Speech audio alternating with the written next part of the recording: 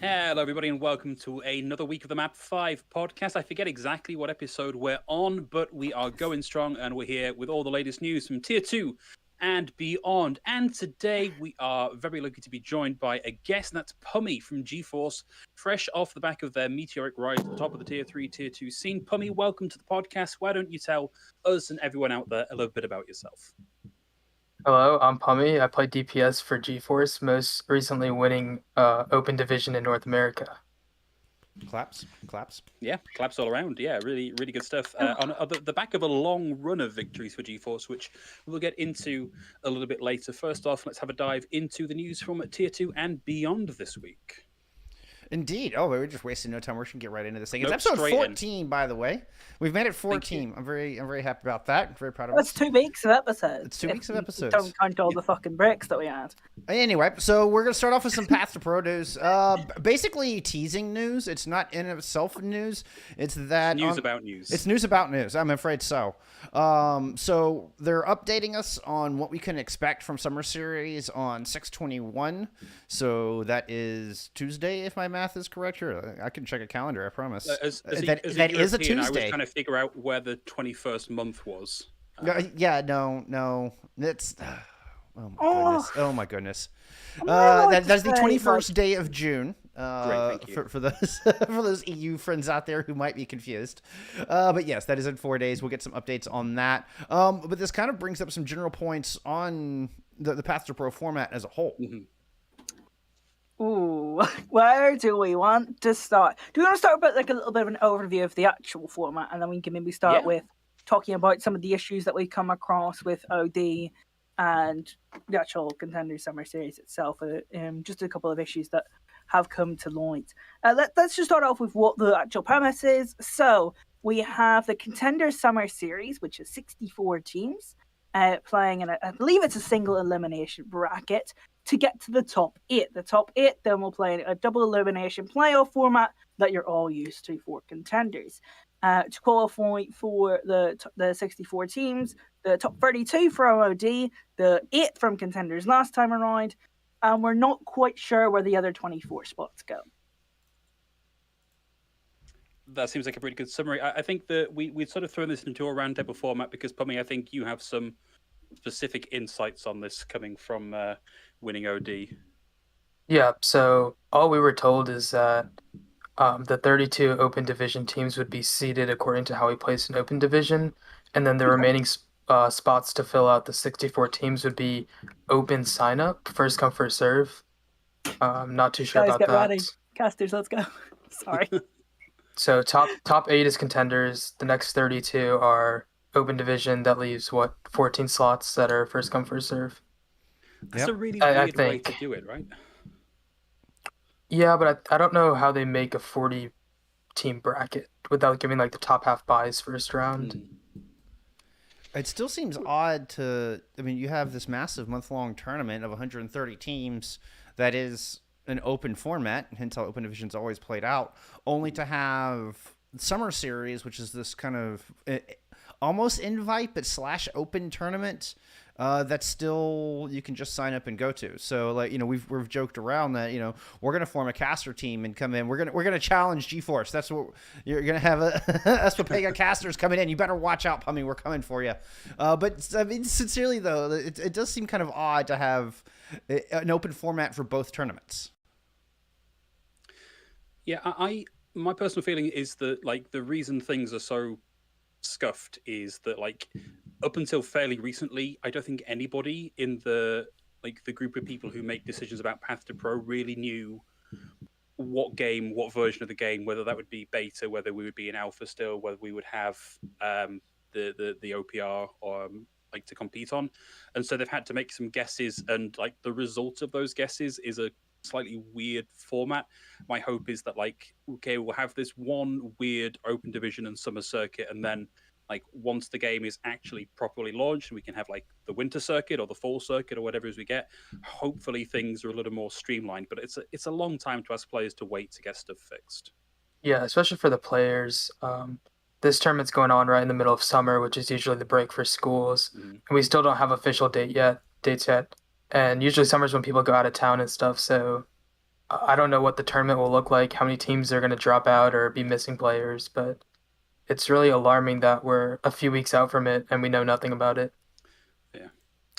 Well, we'll get a chance to delve in more of your particular player point of view on all this once we get into the main body topic of this podcast. But let's keep going through. More. What's that? There's still more, unfortunately, on okay. this topic. There's still quite a lot more to delve into. So, as we recall, when this open division was announced, we had the whole incentive of you're going to go and get beta access if you get top 32 in open division, and everyone suspected that would be after the tournament ended. Unfortunately, it seems that it's going to be that everyone just gets guaranteed access as the next beta begins, which is June 28th, which, kind of puts a lot of teams at a disadvantage, considering we already know that certain teams are already they're already sitting at a stage where they've been playing Overwatch 2 on the OPR for about a month or so now, and it just puts these tier 3 teams coming in at a little bit of a disadvantage.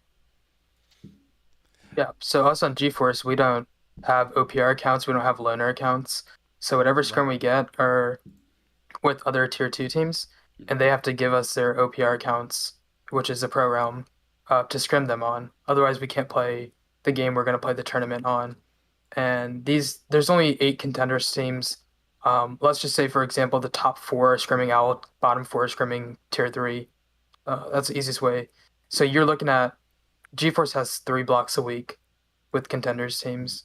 That's 6 hours compared to what we were doing in Overwatch 1 to prepare for OD, which was closer like 15 to 20 hours a week. And our tanks can only get half of that playtime at best.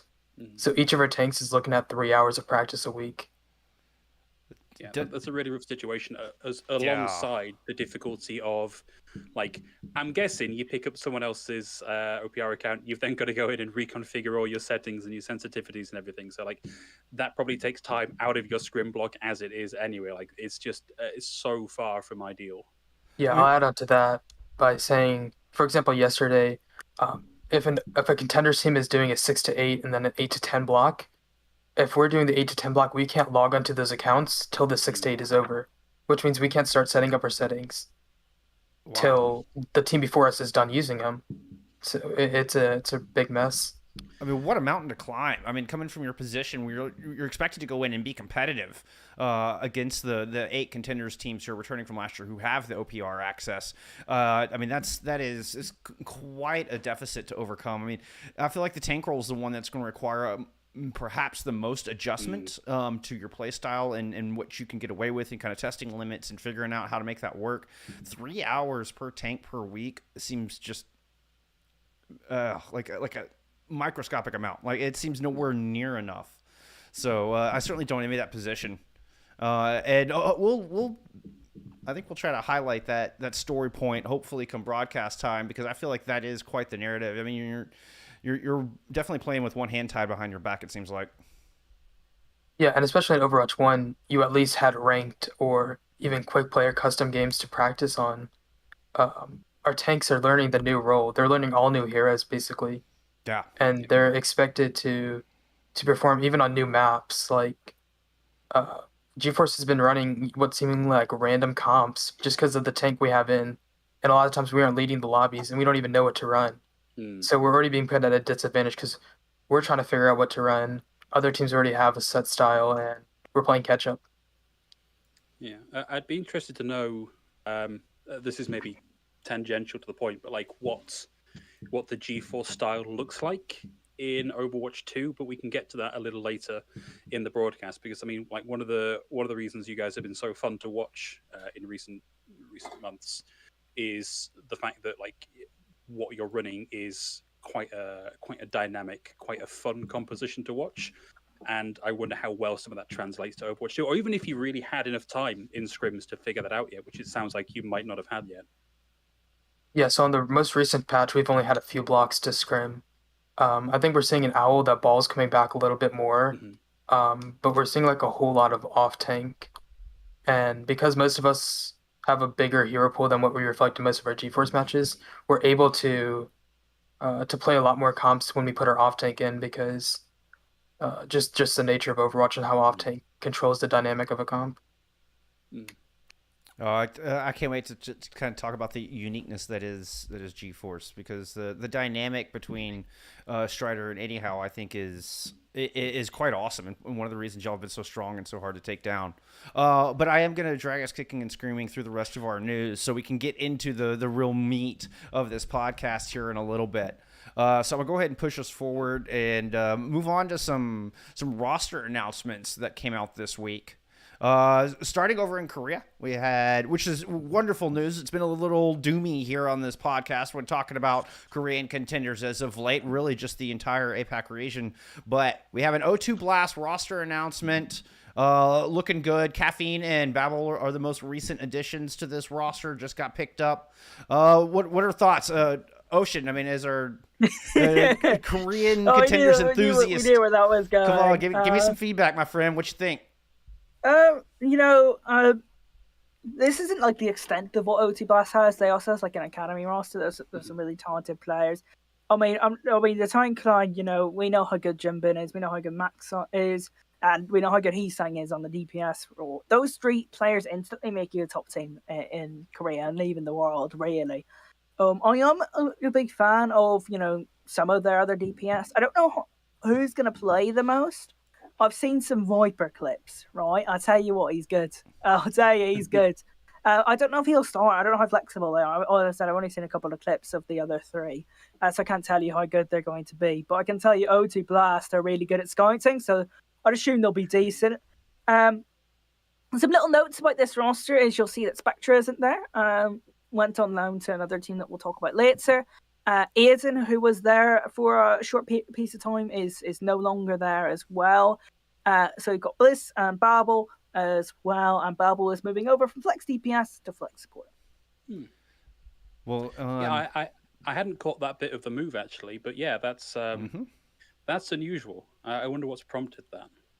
Well, a lot of Flex DPS players should be doing that, so it's interesting. Okay, fine. And speaking of moves, that's the best I've got. Speaking of moves, okay, you're talking about Spectra. This leads nicely into our next roster reveal. What do we got, Ocean? We're going to Panthera. So this is not necessarily, the Kongju Panthera that you'll have noticed before. There are some ties, but we'll talk about that in a second. Let's talk about the players on the roster. Hidden and Spectra on the DPS line. That excites me. That really, really does. Hidden was playing really, really well towards the end of last season of KR contenders, and Spectra we already know is a very, very talented player. Vulture's a good player as well, and when I say good player, I mean top 4 Korean contenders level. Oh right. That's what I think with those three. The others are good players, good solid players, and deserve to be in Korean contenders. Do I think they're top level players? They're pretty good, but I wouldn't say top 4, because top 4 KR contenders is really high. So I don't think I want to say that. But before I move on, let's move on to the staff. So in the staff, you will see this Panthera organization is ran by Riser, who used to be a head coach for the Florida Mayhem back in Overwatch League, but previously played on a roster in Overwatch, a very famous one called Condu Panthera, which of course was operated by Cloud9 at the time.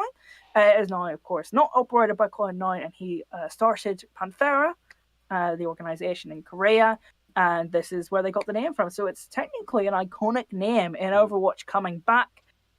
Protect is also on this roster as a playing coach, so able to play the off tank on this roster if needed, and also bringing some of their experience into the coaching staff. But I want to shout out one person on this roster because I've worked with them. They're excellent. I have to. Justice Sir, I said from the moment I first worked with this guy, he should be managing an Overwatch League team. Because he was managing coordinating a bunch of English stuff for us, Korean content. He was like getting people the photo shoots in like 4 days because we had an absolute mess with Blizzard where we had to, unfortunately, unfortunate circumstances where we had to basically have 4 days to get everyone signed up and ready for contenders from trials and also get them photo shoots and stuff. And Justice hard carried. That man, so well organized, so young, brilliant in both languages, a pleasure to talk to, a passionate individual, very, very good manager, and I'm glad to see him with this opportunity. Wow, big manager buff for the team then. Big manager buff. That's awesome. That's awesome insight. Really good gamer. Really, really good guy. Like I could talk for an hour about how talented well, this is. Please don't, because we do have other news items to get to. Oh, apologies. We have a guest. Sorry. We have our VIP here. Yes. Let's move forward. So we've gone from some contenders roster reveals. Let's move on to some rookies who are moving up into Overwatch League. We are going to start with the Paris Eternal and Dove, who has been picked up, who's moving in. Glister gets dropped from this roster, and Dove moves in to fill that slot. A strong player, that we've seen in the Path to Pro system for quite some time. I remember Dove and Dynasty moving on to Uprising Academy back when they were hard stuck trials, and then Dove and Dynasty come in, and suddenly they were in Gauntlet and had 4th place. That was just the impact that Dove and Dynasty had on a squad that had been struggling throughout the entirety of 2020. Had a good year last year. This one surprised me. I don't know about y'all friends. Dove's awesome. I didn't expect this to happen so soon.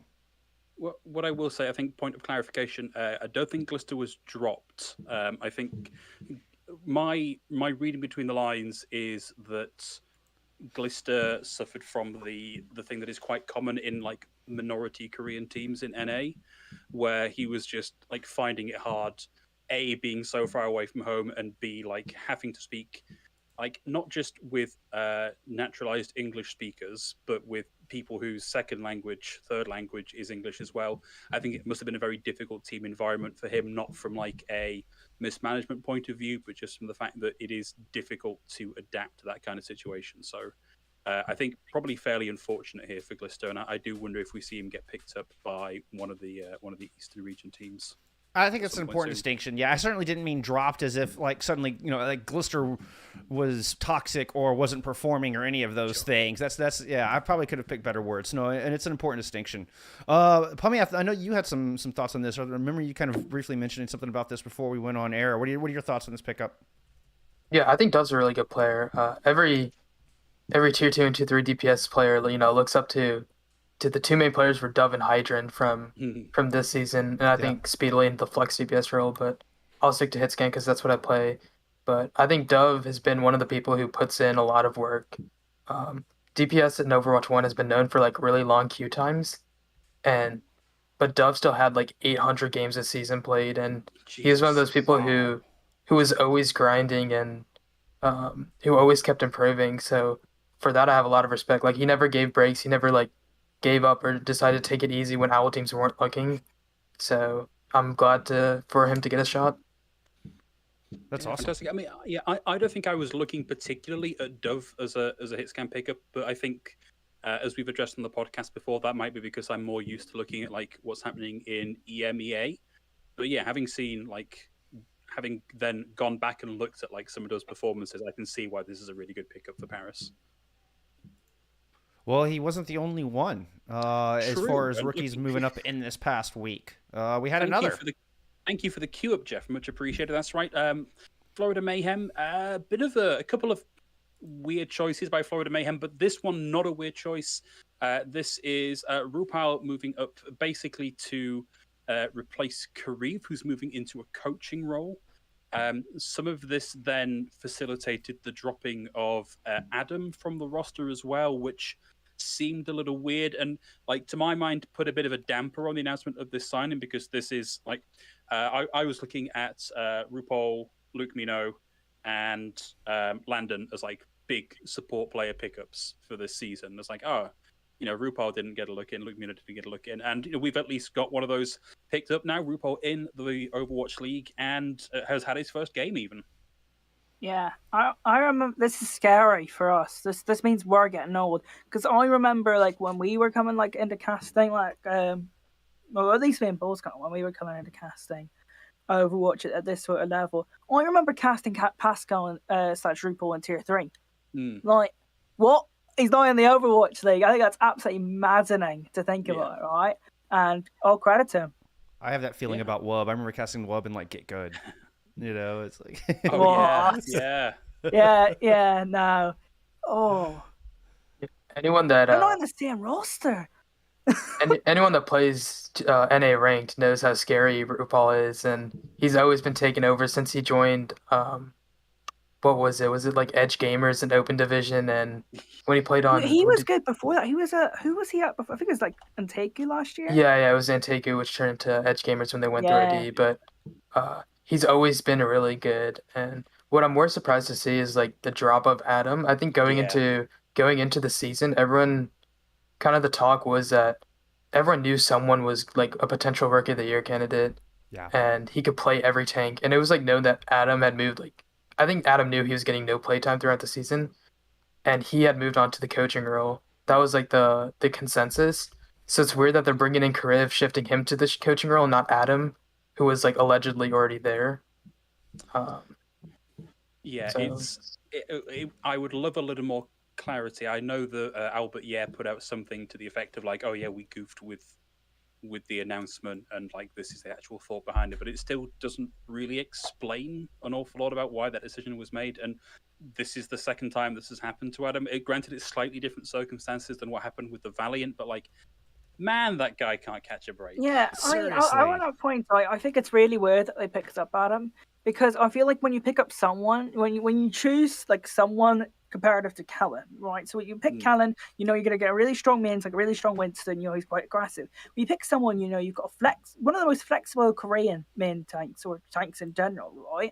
Because someone I think is one of the only 2 Korean main tanks I've just seen, I'm going to pick Reinhardt this round. Like, that's usually not something that happens over there, but we've also seen someone play Diva in like scrims and stuff in the past, right? So we knew that someone was capable of starting every single game for Florida, so why did they pick up a second tank? It doesn't really make sense to me. Yeah, I think there's an argument to be made about like you want a backup in case something happens, and now they don't have that.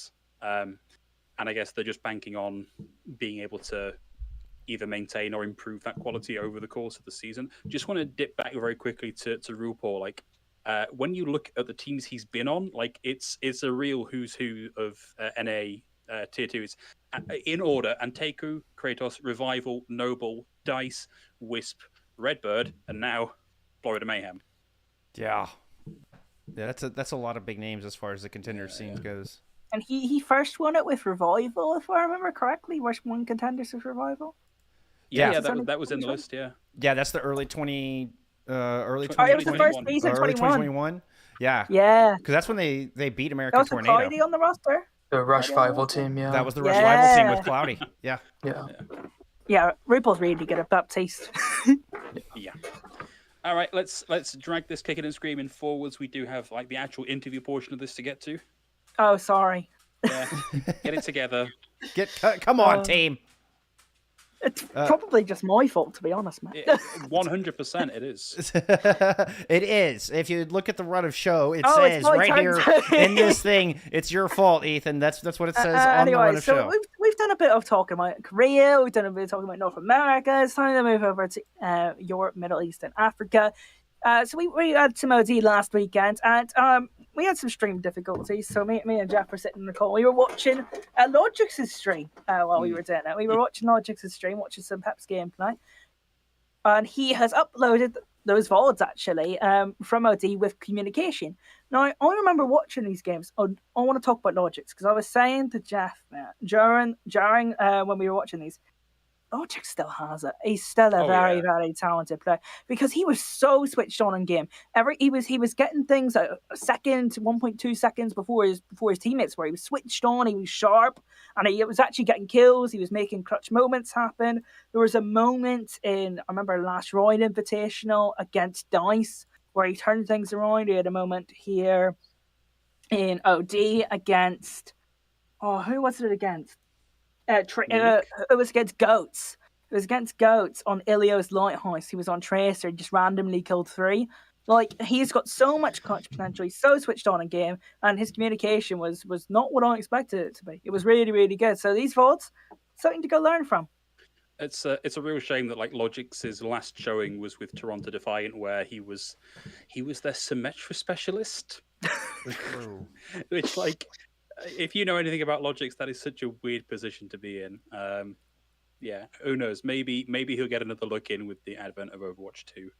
Yeah, I actually, the day that the OD finals was going on, it was later in the day for NA, so I got to catch the end of his stream when I had woken up, and I caught the Legion Tower in the Junkertown, and on Junkertown, it was just one of those, those Hitscan performances where you're like, yeah, this guy's carrying the team. That's what makes you think that DPS has the most impact. It was just really great to watch him, like, look like his old self. Yeah, kind of a real shame the way that the Overwatch League failed to utilize him, and I think for me, really fun was watching Logic's response to KDG being fired from Toronto Defiant. Oh, that was spicy. Which it was very spicy. It was like, thank fuck he's finally gone, which makes me think there was at the very least some tension there, and maybe getting a little bit fed up. That meant they were best buddies. Actually, what happened was, Phil, I think you're misinformed, is Logix was upset that KDG kept working in the Overwatch League. So what happened was he was really upset that he took on another year of his contract. He wanted him to get fired sooner so they could have barbecues every weekend. Oh. Okay. Good to know. Actual information right there. Definitely what happens. That is totally what happened. Don't no. Yeah. Okay. One final news item here. Actually, we got 2 final news items. We shoehorned one in. Yeah, we. I should probably talk about this one. Yeah, let's do this one first and shoehorn in the last minute news item. SNHU offering a summer camp. That being for, I believe, high school players in particular. Yeah, 12 to 17 is the age range on this. Yes, SNHU, South New Hampshire University. I was struggling to come up with the acronym. Not one of our most forward-facing collegiate organizations, but a great opportunity if you find yourself in that age range in that particular part of the country. Seems like a great opportunity. There's the button. Click to register. We will make a point of retweeting this after the episode so that you can go and find that a little more easily. But Ethan, please bring up our final news item. I just wanted a quick point on this because it's not so much about the reputation of the school or how notorious the school is, but the fact that this is starting to become a thing. I think. Yeah. I mean, we've seen traditional athletics camps. I mean, for the past 40, 50 years, you go to football camp or you go to basketball camp or whatever the case may be. Sure. But the fact that esports camps are actually starting to become a thing, I think, is a really good sign for the academic phase of esports and how this is starting to grow. I mean, and this is full on 9 to 5, where you've got a school session. You play some dodgeball or do some team building stuff. Then you actually have some scrims, and they're doing a tournament which will be streamed for the final day of the camp. Yeah. And this is for each title. So you'll have 1 week long. This will all be for Valorant for the first week. We'll have this whole thing will be all focused on Valorant. The second week will be all focused on Overwatch. Third week will all be focused on League. So it's a really cool deal. I just love to see more of this. This is another sign that esports is really starting to grow in the academic sphere. So that's all I had. That's all I wanted to add. We can move forward. Okay, so we're moving on. Tell me when you got the tweet on stream because I can't see the feed. I'm ready to go when you are. I'll go off your... okay, thank you. All right. So a member in our Overwatch community who I've worked with very, very closely has unfortunately been screwed over by an airline. Happens to us in the Europe a lot, all right, and probably happens to everyone a lot, but it seems to be happening to us all the time. As unfortunately lost out on a bit of money because they got screwed over by an airline, and I take blame for this because Whistle was over in Cyprus visiting his partner over there. And they met on one of my rosters. I see. Genuinely, they're head coach and manager, and I was like, the next week they're going, yeah, we're it, and I'm like, fuck, brilliant. Oh, they still did their work. They were very, very professional, very, very, very great individuals. Whistle's a great member of the scene, so if you can help him out, he's doing some one-on-one coaching sessions and some scrim coaching sessions for a little bit of dosh to help him out with the costs of that unfortunate fucking over of the flights. See, even when you said, "Oh, like I kind of slightly take the blame for this," I thought you were gonna say like you'd given him like got rid of an airline. Like I don't know, you'd given him the wrong time to catch a train or to catch a flight. No. It wasn't. No, it was just indirectly my fault. Okay. Well, indirect stay of execution. I mean, also, he goes on to say that team VODs are the same price as one-on-ones. So, bargain. Yeah, seriously, for $20, one-on-ones for $10, scrim coaching for 20, like, yeah, worth it. Go show some love to Coach Whistle. Before we move into the main topic, we're not going to do a rookie watch this week because we thought it was unfair to spring that on Pummy, and also there's only been like 2 days of games, so yeah, they were off last week, so it kind of aligned. Yeah. Yeah, except that Hydron kind of Fox on Sojourn. That was fun to watch. Keep it in the bank. We'll do it next Friday. Next time. In which case, we've already introduced Pummy. We've already heard from him a little bit. Let's move into like the main meat of this topic here. So Pummy, thank you again for coming and joining us today. Could you tell us a little bit about GeForce and like how that got started and how you got involved, maybe? Yeah. So GeForce started at the just under a year ago, and it was started as a project team by our coach Micro, who had Strider, Madeira, and Ultima Wep. He had those three players and wanted to build a team around him because he knew the potential of Strider, Ball, Madeira, Zen, and Ultima Tracer. So he knew that he had 3 strong building points, and it was about like finding 3 others that would fit well into the slot. And I'd say I had been playing a lot of Tier 3, so I had gotten a trial. Magic Maple had also been playing a lot of Tier 3, so he was one of the trials as well. But the real like surprise to everyone was Anyhow. This was his first team that he's played on. This was also his first OD, and he was straight from ranked ladder. Like even when I was trialing my first trial block with him, like I had never even heard of his name before. No one else had, so we were all like, "Oh, who is this guy?" You know. We didn't really have high expectations because people that aren't around are usually are inexperienced and not very good. So he was like the biggest surprise when building GeForce, and I think like one of the big factors of why we did so well too. That's insane. I didn't know he was that inexperienced. I assumed like I just missed a team or had forgotten. I didn't realize that Anyhow was that, because he came in and slapped. Like he seemed to be an anchor point of the style for GeForce as well. That off tank position has so much responsibility when you're the only boots on the ground, so to speak, to protect the backline, to peel, to provide frontline pressure at the same time.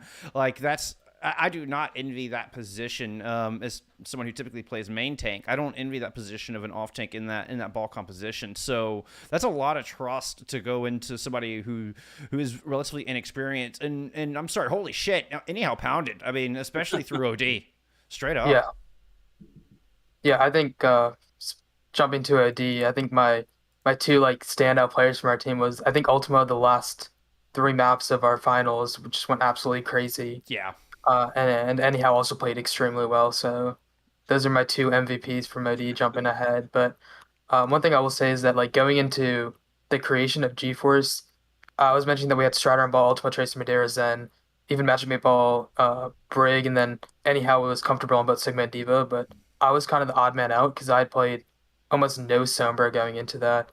And it was really like hard for me because I was going into a team where everyone was basically like on their strongest hero, Mm. and here I was learning a new hero. Granted, like no one else in NA tier 3 even knew how to play Sombra, so I wasn't like too far behind anyone else, but I was certainly like at points like the anchor of the team and bringing them down. So it made my job easier getting better because I had a great team to work around. But it was something that like I guess I struggled with at the beginning of GeForce.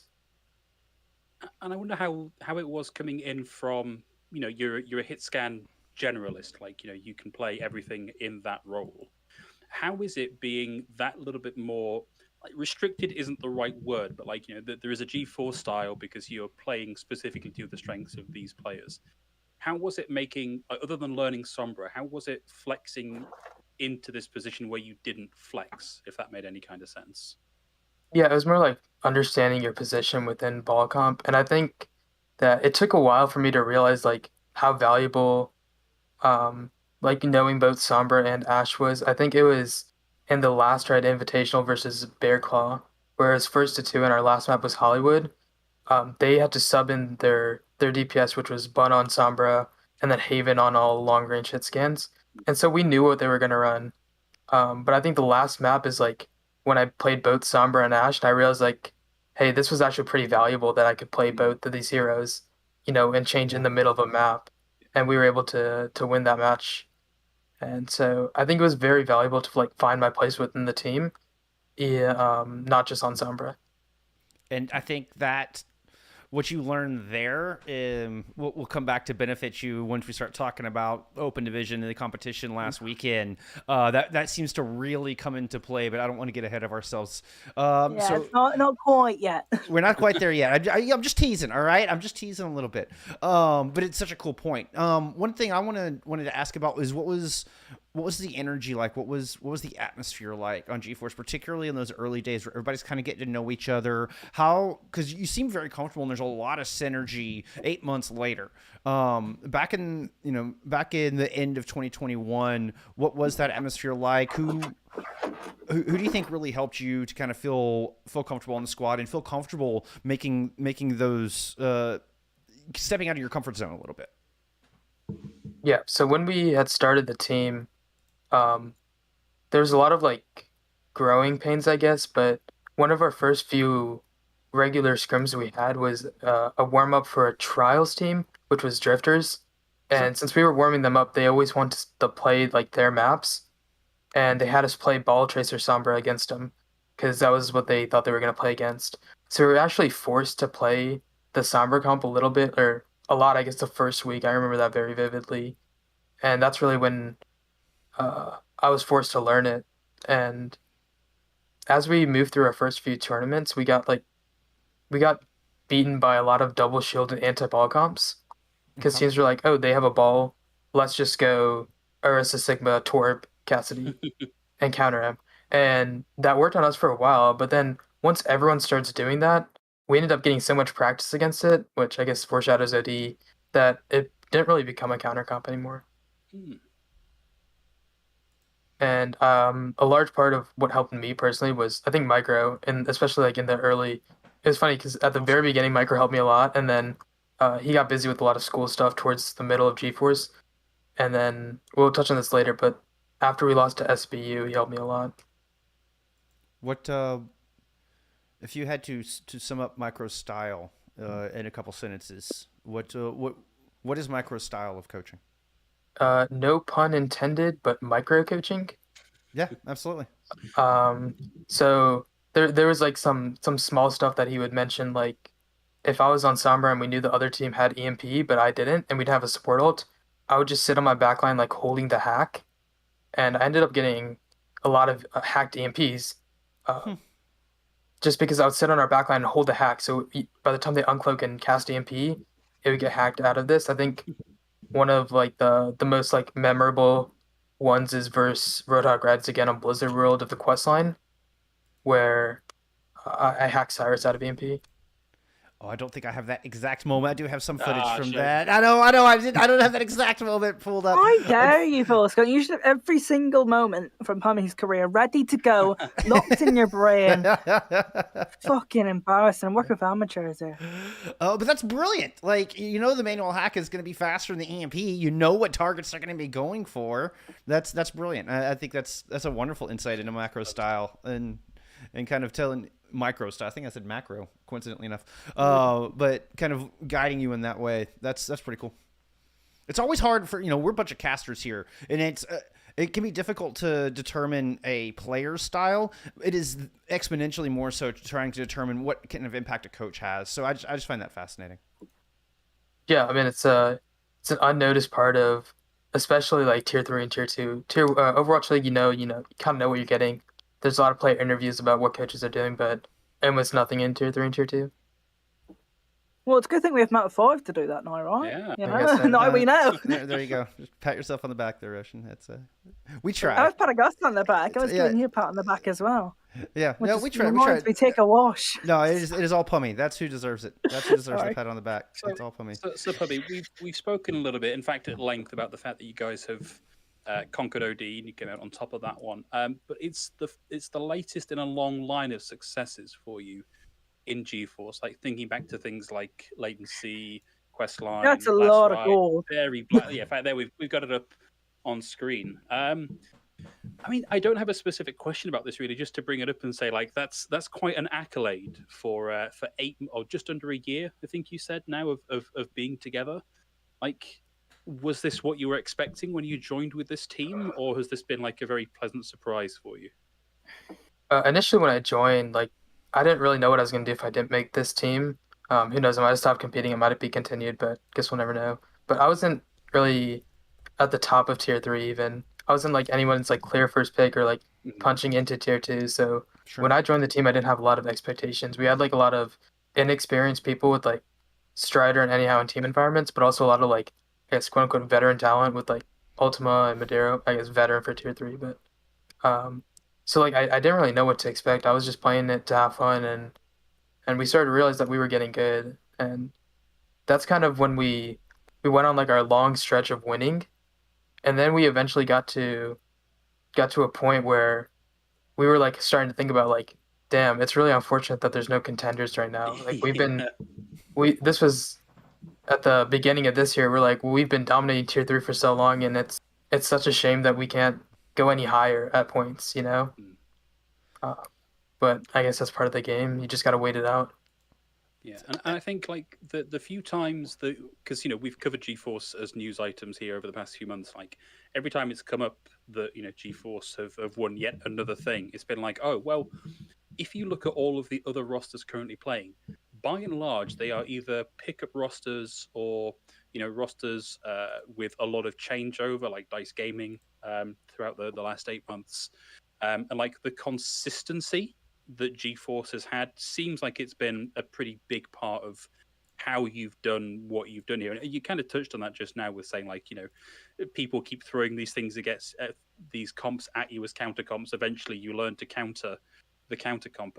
Like from your experience, how much of this is like the individual mechanical skill of the players, and how much of it is just the fact that like you guys have been together now for nearly a year and you just know how each other work and how this all fits together? Yeah, a large part of it has been that we know how each other work. A lot of teams were put together as pug teams because I don't know for sure, but this is what I'm guessing. It's because they always like tried to take down GeForce and other top tier 3 teams, but they never could, and it was much easier to just scrap a roster, put a new one together, and hope it works out. But going back to the point of individual skill, I think that one of the things that really helped us through Overwatch 1 is that everyone knew that Strider was really good, and some people thought like he was the best on our team by far, and they would play to just counter ball. But what they didn't realize is that like Strider he's a ranked player, so he plays against everything. He knows how to play his individual style the best. So they kept trying to counter Strider, but doing that they left like all of us free, and they would chase Strider, and Strider would literally just sit AFK, and they would chase him around, and so it was free for the rest of us. So like some of that actually helped us when they just tried to like hard counter or quote unquote carry. So That's amazing. I mean, it leaves y'all wide open to come in and do whatever you want to do. It's actually giving up the space that they're trying to desperately protect. It makes a lot of sense. Yeah. And about the roster itself, so this is a roster that was the exact same roster up until right before Open Division. That's unheard of. That's unheard of at the T3 level, that you had zero turnover throughout the months of the off season, and then you had one player got picked up. And I mean, I don't think. I guess I should ask. I'd assume from what I know that Maple didn't leave because of being being unhappy with the team, or displeased with whatever was going on, but just that had an opportunity they couldn't say no to. And so Angelic gets brought in right before Open Division, who had a phenomenal OD. He had a huge play to shut down the Blade there at the very end of the championship, winning fight. Angelic seemed to fit in like a just absolute charm. I mean, just like a glove. So what do you think? What is the reason for that? What is the reason? So the two-part question: how is this roster able to stay together for so long? What makes y'all just so tight, so congealed that nobody wants to go anywhere? And then have Angelic come in and just slot in so easily. You had mentioned this earlier, but we had a lot of success from our first tournament onwards. And Sure. so we all knew that we were the best tier 3 team by far. We all trusted each other. We all kept enjoying the game and enjoyed competing. So we never left or retired. There's no use in leaving to another team because, like I said, tier 2 wasn't going on at this time. And Makes sense. even then, we were better on Overwatch 1 than a lot of the tier 2 teams, outside of your Uprising Academy, Redbirds, and Wisps. So, and I guess Solaris at the time. So I mean, yeah, that makes sense. I mean, if everybody's doing well, that's everybody's happy with the outcomes, the performances. There's no reason to go anywhere. Yeah, and then You just created the best team out of the gate. I mean, just do that. Just create the best team from the get-go, forehead. Easy. Yeah, I guess the bad side of the coin is that when we were coming up on Overwatch 2 beta, we knew that contenders players would get guaranteed access to the beta, and we knew nothing about it. We didn't know if it was going to be a really small beta or what ended up happening where almost everyone got in that wanted to get in. Right. So we told each other if you get a sub spot on any of these teams, just take it. We don't know anything about Overwatch 2. We don't know how long the beta is going to run. So just take the spot. And I think it's a real tragedy that only one of us got a starting position, even though we were the best team by far. And you saw a lot of players who either hadn't played in a while or weren't even winning tournaments get picked up into these spots where we weren't even getting trials for. A few of us had gotten sub spots, but nothing turned over. And this was a variety of reasons. You see teams building rosters because they had screwed up their trial process so much and their management had so many problems that their teams couldn't get the best picks. You see Sure. GeForce, Bear Claw, and Death Computer. We were the top 3 teams from tier 3, and there was Dice, Altiora, and the Drifter spots which didn't have teams. So that's, let's say, 18 player spots. And I think under 5 of them are populated by the players from those 3 teams, which is really telling, and I think will be really telling in a few months when we see what the bottom of contenders looks like. I have no doubt y'all are going to be very competitive. I mean, despite the complications of not being able to scrim as much as you'd like, I have no doubt that y'all are going to be extremely competitive in Summer Series. I'm really looking forward to it. And I have one more question just about the months leading up to OD before we start talking about Open Division. And you've mentioned the success of this team and how it's contributed to everybody sticking around and good morale and it built synergy and trust and everybody's loving it. Was there a particular moment? Was there one tournament or one particular moment when it clicked or when y'all knew? What was that moment you knew you've really built something special? I think it was after let me look. I'm looking at our Wikipedia. I think it was after the All-Star Brawl, which we won 4-2 after being knocked out of winners final, I think it was, to what was the team? It was Gaia. So we had been knocked out of winners final, then we came back and won 4-2 in grand finals. And I think that was really the moment where we knew that we were the best by far. But there's also been moments on the other side of the spectrum where even though we were having such great success, I'm trying to think of when it was.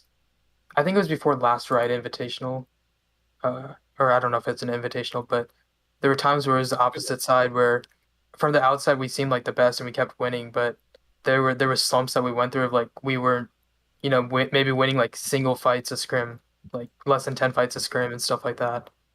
And we stuck through it though.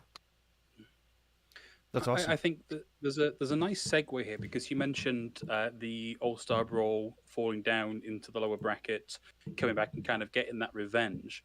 I was We've thinking about just history seen- repeating itself too, huh? We've just kind of seen that same thing happen here, right? Where like 4-0'd by Smart Brain users down into the lower brackets, and you come back and take that 4-3. Like, what is that like as a day of games, as a weekend of games to have been like?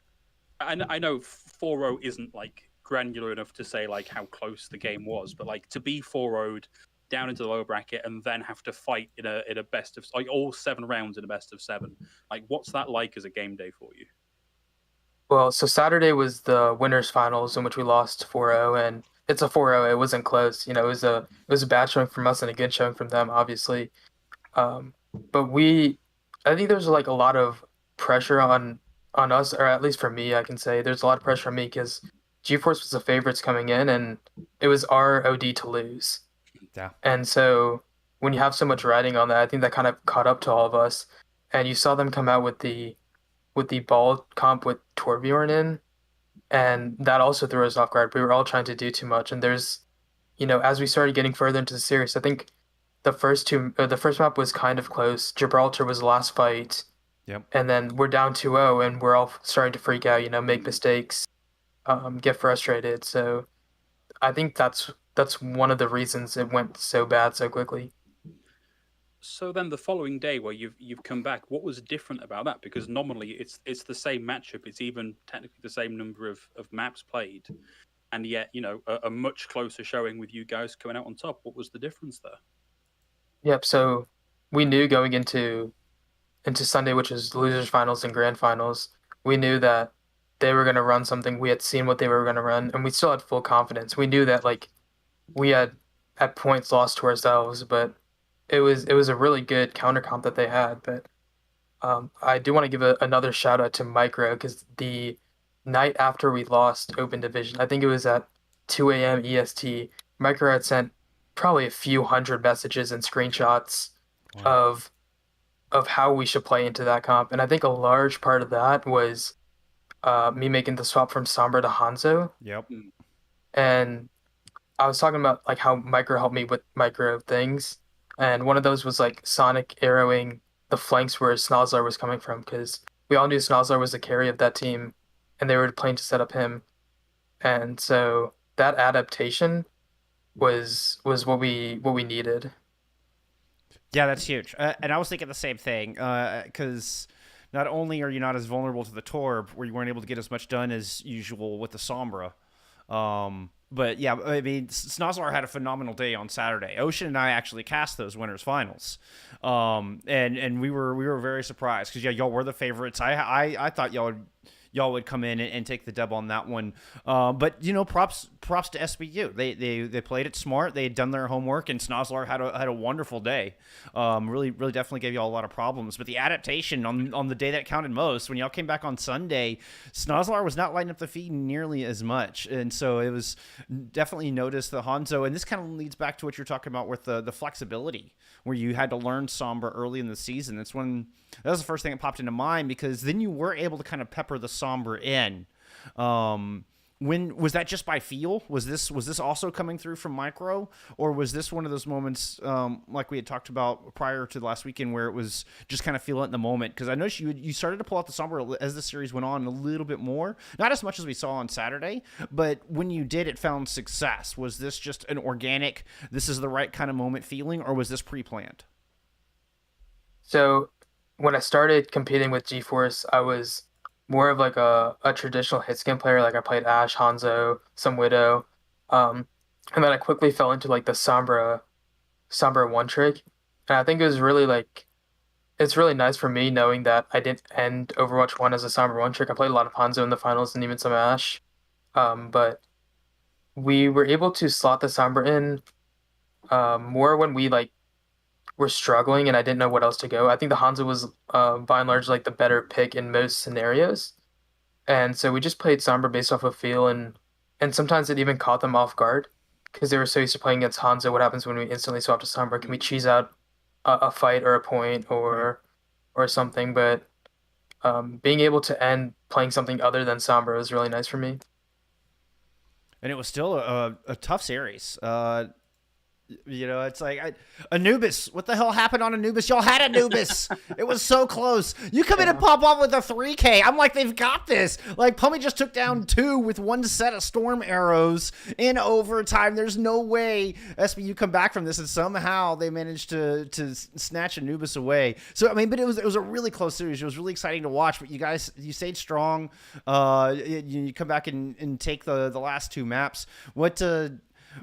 Tell me what happened there, and how did you turn it around to close out the series on the next 2 maps? I think y'all went to Lijiang and then Junkertown after that, and y'all come in and are able to dominate both. What happened between Anubis and Lijiang? Because a weaker-minded team, I think, would have fallen apart after Anubis. Y'all kept it together. Yeah, Anubis was really difficult for us because we had a great initial offense, and we didn't do so well on defense. That put us into extra rounds. And then on our defense, I'd gotten that 3K on first point. And then some unfortunate stuff happened where we ended up losing that fight still.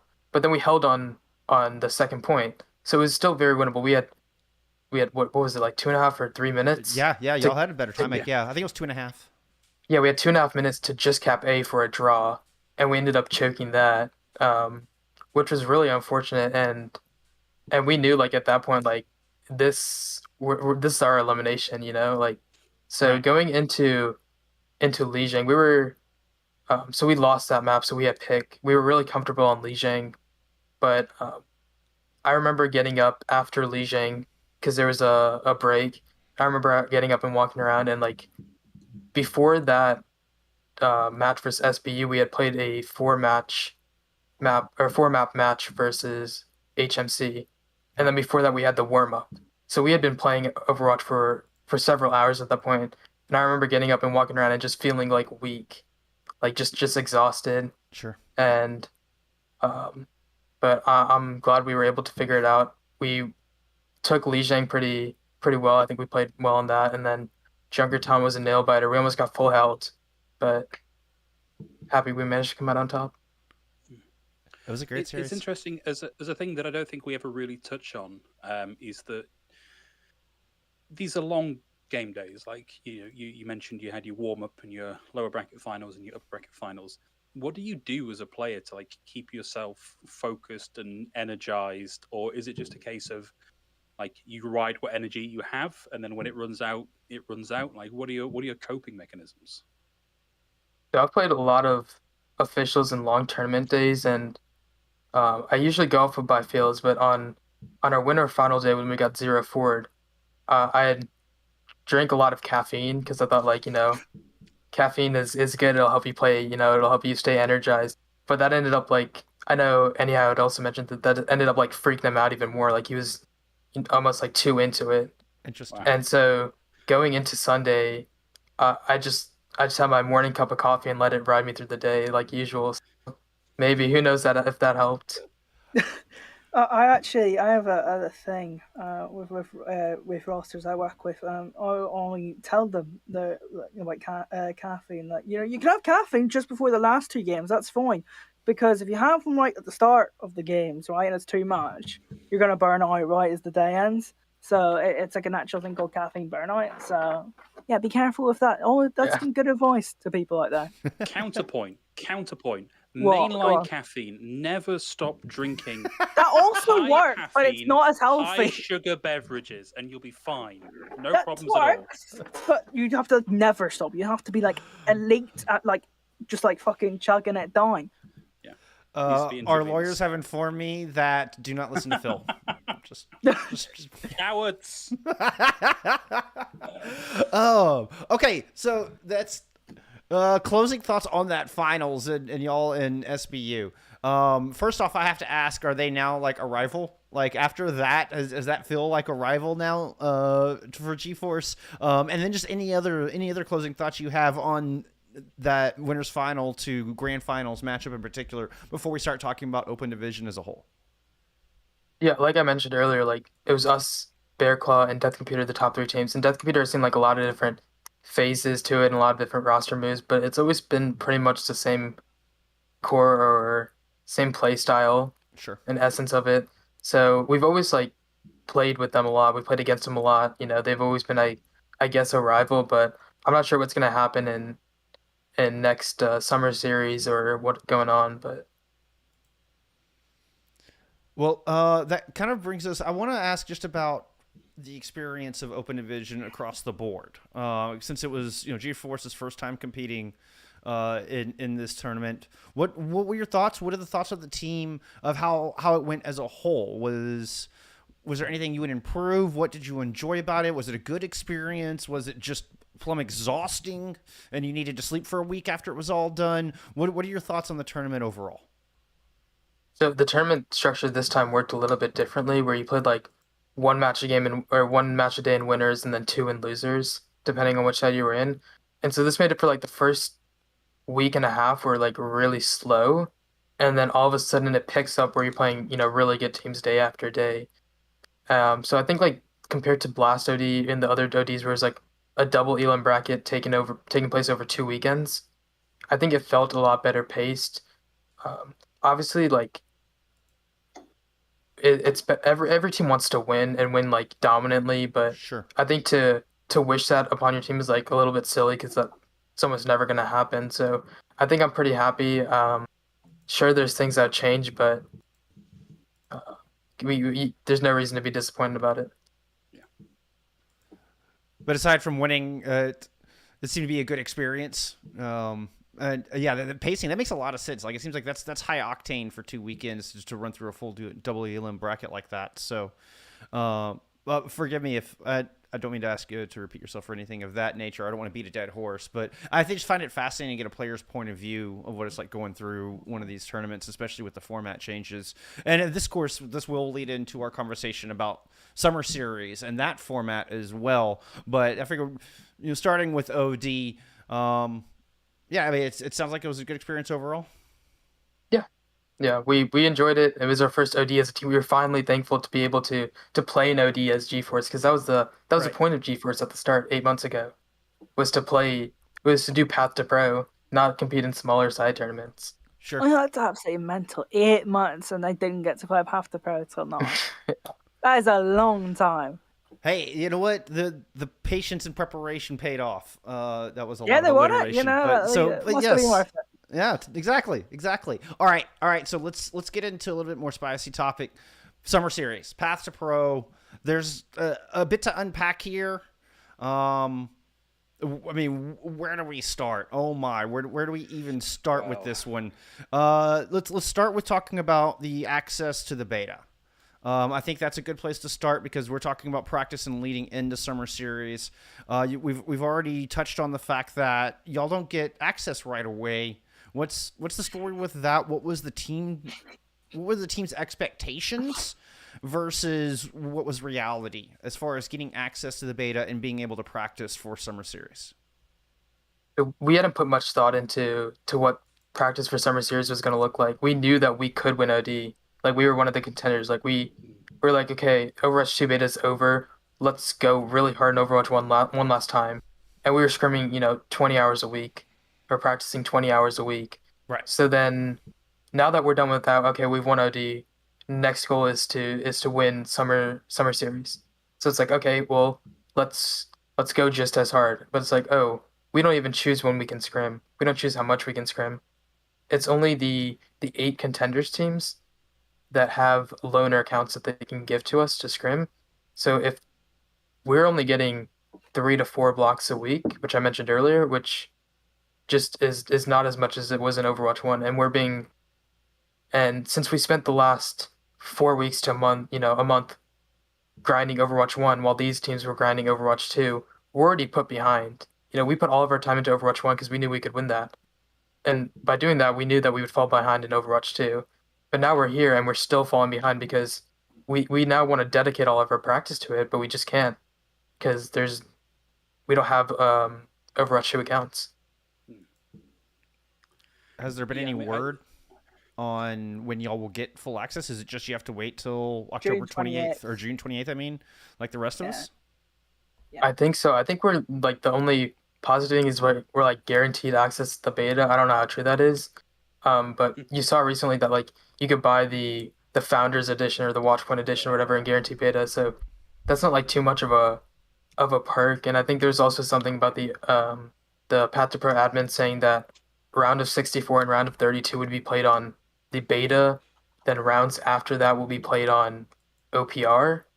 So we don't have OPR accounts. We haven't heard anything. We don't know when we're going to get these accounts. We don't know what patch we're on. You know, beta's going to have Junker Queen in it. So does that mean like all of the practice we're doing right now, like what happens if Junker Queen's just insanely OP and she becomes a must pick?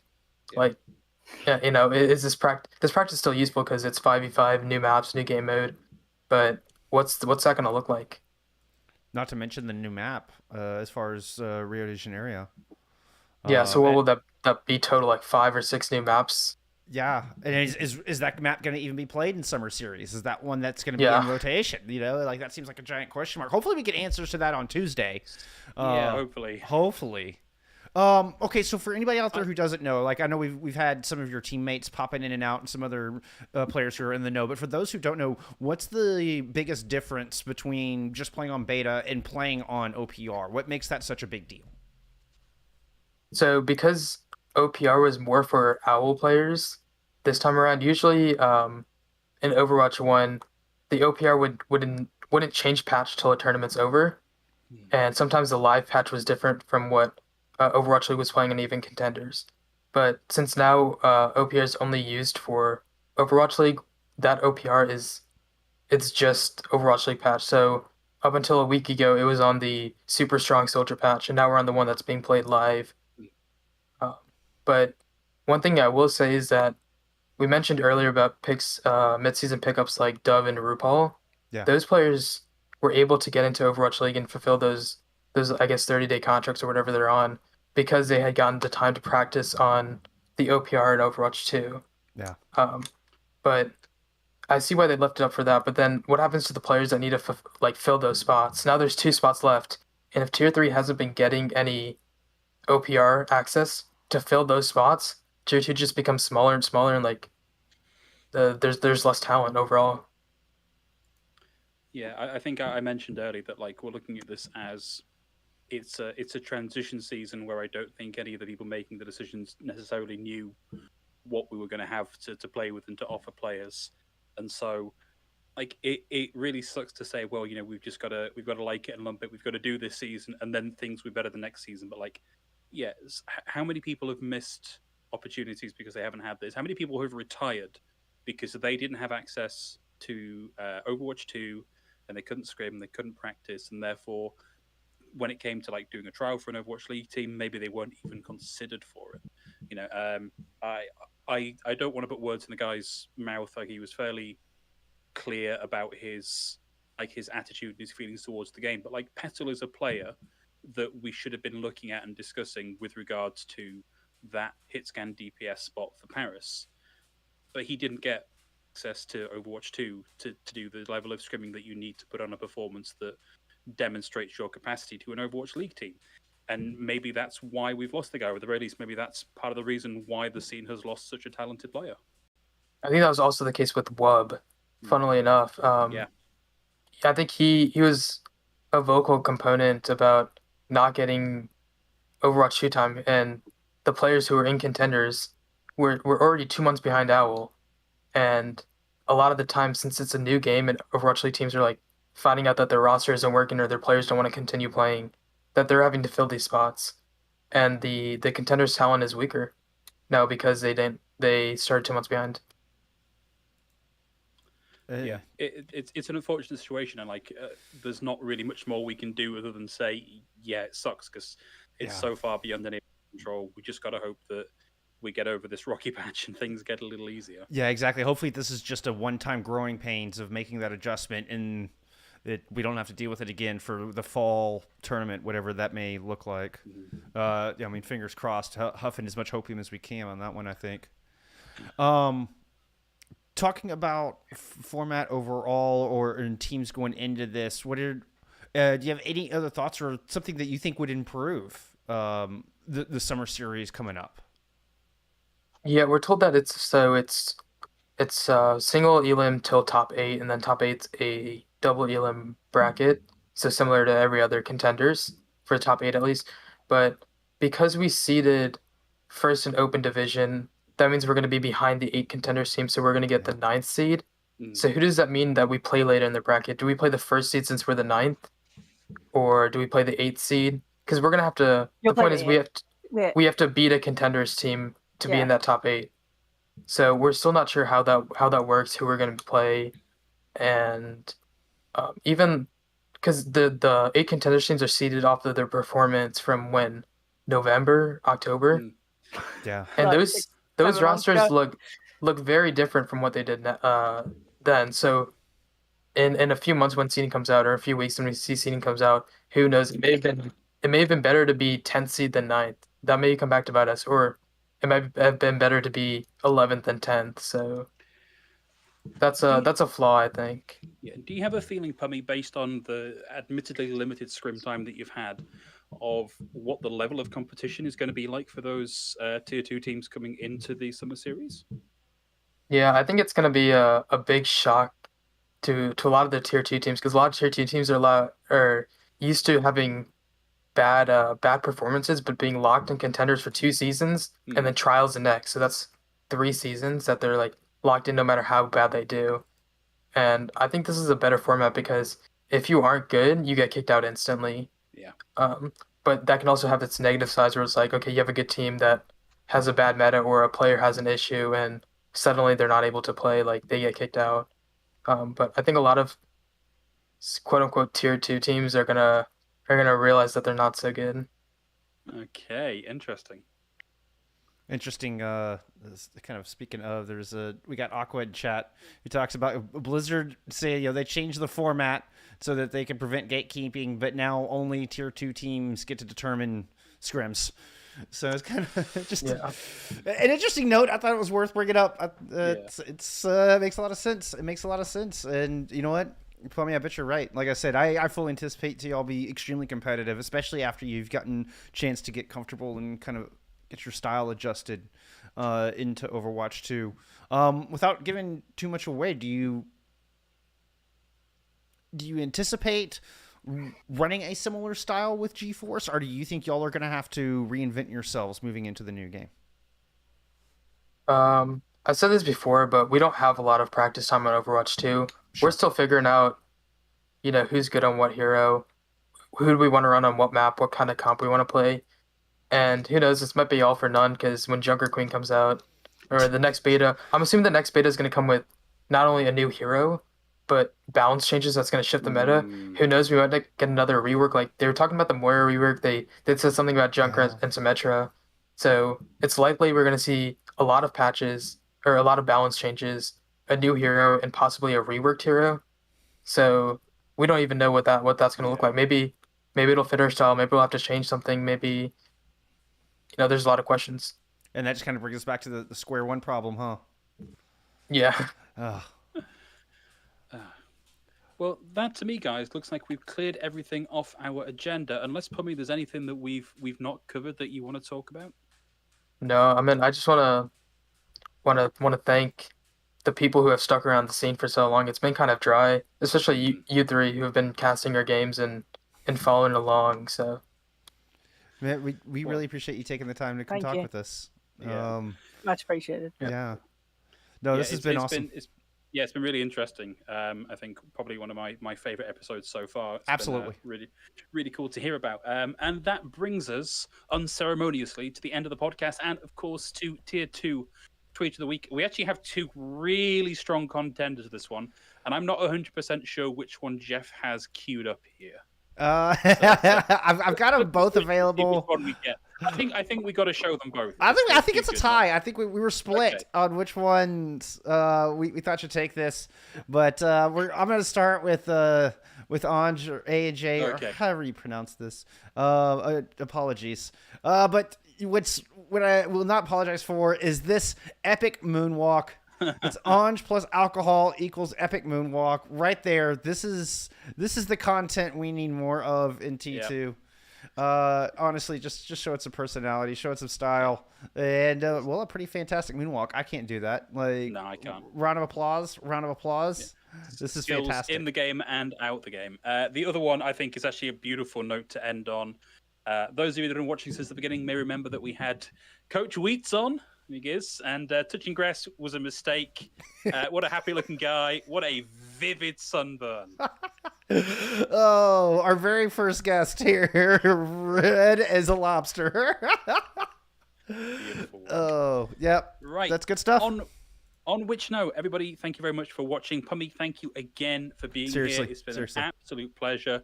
Looking forward to seeing what G-Force can do in the Summer Series and whatever other Tier 3, Tier 2 events we have coming up. Where can people find you if you've got a stream, or we've got your Twitter handle in the box already? Anything you want to plug?